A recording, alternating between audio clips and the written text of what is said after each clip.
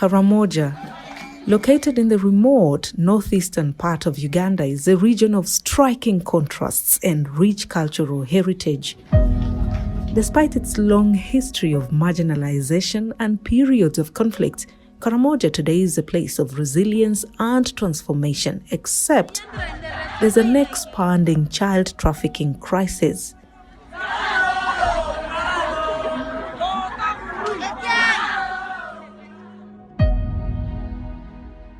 Hello and welcome to the New Vision CSI Crime Stories podcast, presenting to you Karamoja's Stolen Childhood. In a 5-part series, this investigation busts myths, follows how Karamojong children are moved to Kampala, names prime suspects in trafficking rings, and asks, where are the dead street kids buried? I'm Razia Othman. This investigation was conducted by a New Vision reporter who must remain undercover. To protect them, I'll be telling the story.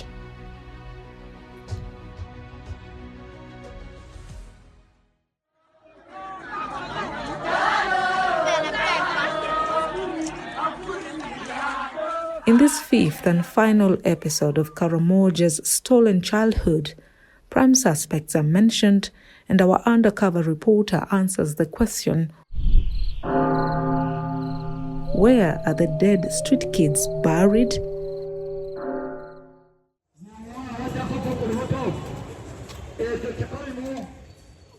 Katwe slum is the epicenter of squalor, crowded tin roof homes, inconsistent sanitation, barrow muddy footpaths weaving through workshops and endless human activity. On visiting Katwe-Kinyoro in Kampala, where most trafficked children are received before being distributed to the streets, the undercover reporter established that there's a registration book for all new arrivals. The book is kept by the Katwe-Kinyoro Vice Local Council 1 chairperson Robert Akwang. Each child is charged 500 shillings per day for accommodation, while the older children pay 1,000 shillings. The discretion of who pays what lies with Akwang. The children also mentioned John Lokuta, the Katwe-Kinyoro Zone 2 chairperson, as the other recipient of trafficked girls. Unlike Akwang, Lokuta declined their request to speak to him.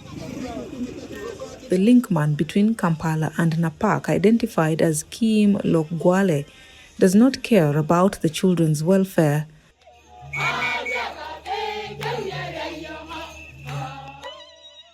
Logwale stays in Napak, but he sometimes travels to Kampala and stays in Katwe-Kinyoro while in the city. The undercover reporter contacted Logwale on his cell phone, posing as a parent who wanted a 9-year-old girl for a housemaid. Logwale promised to get them the girl from Napak at 100,000 shillings.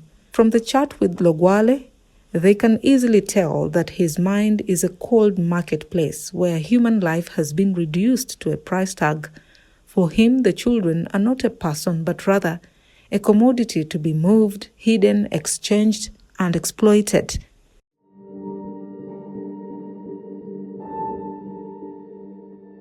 The children narrated an incident where a mother was begging with 2 babies, and she was approached by an unknown woman. The woman reportedly requested to take one of the baby girls and to buy her food, but she instead disappeared with the baby. Unfortunately, the stolen baby was her friend's child. After searching for many months without finding the baby, both mothers went back to the village and involved witch doctors.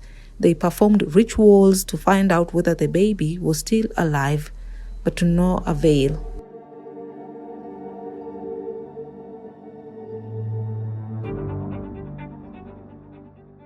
A 16-year-old Nali was trafficked by her auntie and handed to Lokuta, but she was too shy to beg, so she resorted to collecting leftovers from garbage at night to survive. She would also go to markets at night and collect stale foodstuffs and fruits for the next day. She said some traffickers who have babies go to villages and look for young girls. They pay between 25,000 to 30,000 shillings to parents of the victims. Giving money to the street beggars is said to be perpetuating a cycle of poverty and also creating a strong incentive for children. But when you open your car window, then you give out a coin to someone. That person is supposed to be in school. On arrival in Kampala, each young girl is given a baby and they're expected to collect not less than 10,000 shillings on account of going to the streets with a baby.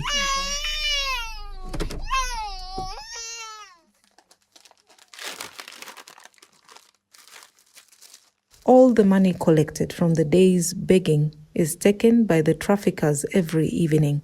Depending on the day, each child can collect between 3,000 and 20,000 shillings.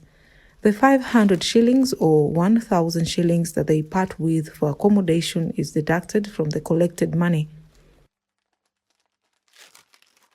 The children are intentionally left unkempt to appear dirty and vulnerable. Those with running noses that attract flies are the hot cake. This is intended to appeal to the emotions of the passers-by. Children who fail to collect money get isolated, are taken to the sin bin and mercilessly walloped. Others are denied food. The undercover reporter discovered that most of the biological mothers of the children who used to beg operate from the streets of Kampala, and some do menial jobs in St. Balikudembe Market, Owino. They pick their babies after work in the evening. But where are the dead street kids buried? The children confided in the undercover reporter that some of their colleagues die in hit-and-run accidents and are stealthily buried in the bushes of the Uganda Railways Cooperation land in Katwe. Besides, some of the dead children are buried at the KCCA Public Cemetery in Chirinya Bweyogerere, also known as Bukasa. This is upon paying 200,000 shillings. Akwang explained that they collect condolences from the community, and when they fail to raise money to transport the body to Karamoja, they bury them in Bukasa.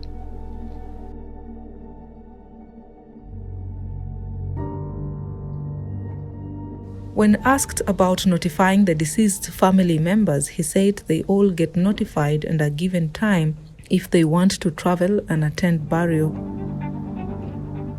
When they confronted Akwang on reports that some dead children are buried at the railway grounds, he at first hesitated. However, he later admitted that children are buried on the railway reserve land next to Kitara Church of Uganda in Katwe. The community cannot raise money to bury children below 2 years in a cemetery or transport the body back to Karamoja. Akwang tells the undercover reporter that this is a secret and that they hire youth at 60,000 shillings and they bury the infants' bodies on the railway land at night. This burial place appears abandoned just outside of the church fence. Akwang's admission confirmed what the street children had earlier told the undercover reporter. Katwe-Kinyoro slum is renowned as a hub for Karamoja street children living in Kampala. Some call it Kikaramoja. They were warned not to go alone, or better still, get a security officer to accompany them for fear of being attacked by the street children. Their idea was to visit the place and confirm what they had been told by resettled children. In their stories, they mentioned groups that have been relocating street beggars and other individuals involved. In their mind, they thought they would identify the place by finding street beggars on the road and young girls wearing trademark Karamoja skirts and children begging on the roadside. They didn't see any. It was difficult to know they had arrived at their destination. They found a few children playing on a bare playground.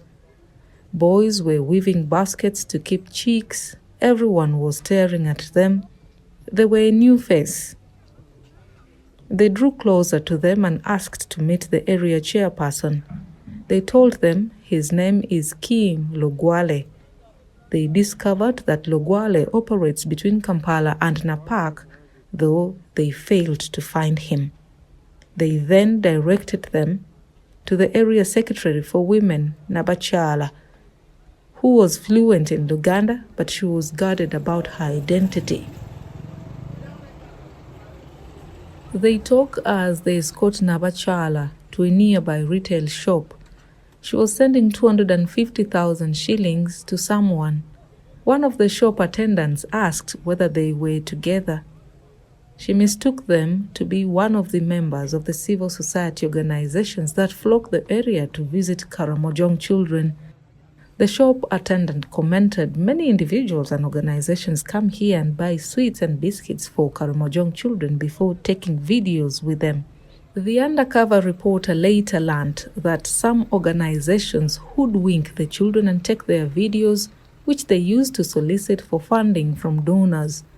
As part of their plan to endear themselves with the children, they bought some teenage girl outfits to give out. They went closer to the Karamojong girls sorting groundnuts, and they recommended that the clothes they went with would fit a girl called Nakiru. They later learned that Nakiru was one of the many children who had gone to beg on Kampala streets. They later caught up with Nakiru, aged 13. She tells them a story of how she got lost 3 years ago while on the streets. She had been taken there by her auntie. Nakiru chose to sit on a veranda of one of the arcades in Kampala, whose name she does not know. That night, Nakiru said she witnessed 2 Karamojong boys and 2 girls being attacked by older street boys. A security guard at the arcade came to her rescue and kept her until morning. On the 3rd day, she was picked by a lady unknown to her. The lady took her to her village in Bombo, Luwero district. The unknown lady was selling stockings on Kampala streets. The lady told Nakiru that since her biological mother had died, she had taken over as her mother.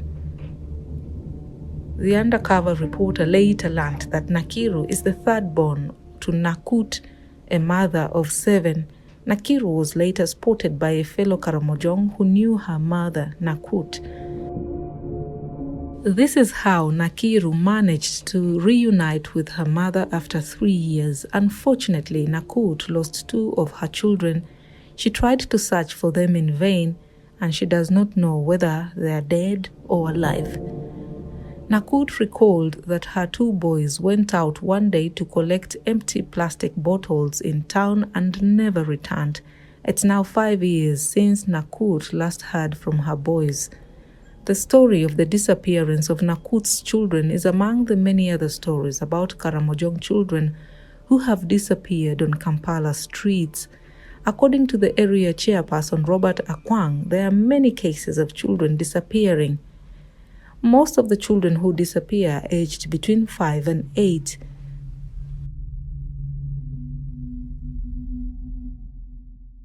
Early this year, they reported a case of a ritual murder of one of their children aged 8 who went missing. The body was found lifeless in the pool of blood in Machinde, and the tongue had been removed. Akwang said he also witnessed some 4 children being returned by the officers from the Ministry of Gender to their parents in Katwe-Kinyoro. Kikaramoja is subdivided into 2 zones, base and Katenda zones, just less than 100 meters from Deliverance Church in Kinyoro zone. The majority of the children living in this place have no parents. They are aged between 6 and 15 and are on their own. The children defecate in corridors at night, while others use polythene bags which they dump on rooftops, in corridors and in trenches. Due to overcrowding, the smell is uncontrollable. Flies hover around from feces and trenches to their food. Old women drinking crude waraji and malua are a common sight. They are drunk as early as 9 a.m. Malua is a local brew. For unknown reasons, the place is full of Karamoja women and children. There are no men. Some of the young girls leave as early as 5:30 a.m. to go to St. Balikudembe and Kisenyi markets to sort beans, groundnuts, and maize. They rent in groups and according to the villages they hail from. They are paid 7,000 shillings for sorting a sack of groundnuts or beans. Many of them now speak fluent Luganda. At lunch, some of the girls return home to cook as others continue working. They usually eat a mixture of cooked maize and beans, which they pick from the ground at their workplaces. A room in the slum goes at between 70 and 100,000 shillings per month. At lunchtime, some of the girls return home to cook as others continue working. They usually eat a mixture of cooked maize and beans, which they pick from the ground at their workplaces. Child trafficking in Karamoja is not a tragedy hidden in the shadows. It's a crime committed in plain sight, enabled by silence, indifference, and the slow erosion of accountability. The children ferried to city streets, forced into servitude or sold under the weight of poverty are not statistics. Their lives interrupted, dreams dismantled, futures stolen. Karamoja's children deserve more than sympathy. They deserve action. They deserve government enforcement of laws, a society that refuses to normalize exploitation, and a future unshackled from trafficking routes disguised as opportunity. The question now is no longer what is happening. We know. The question is for us all to decide that enough is enough. Thank you for listening to Karamoja's Stolen Childhood here on the New Vision CSI Crime Stories podcasts.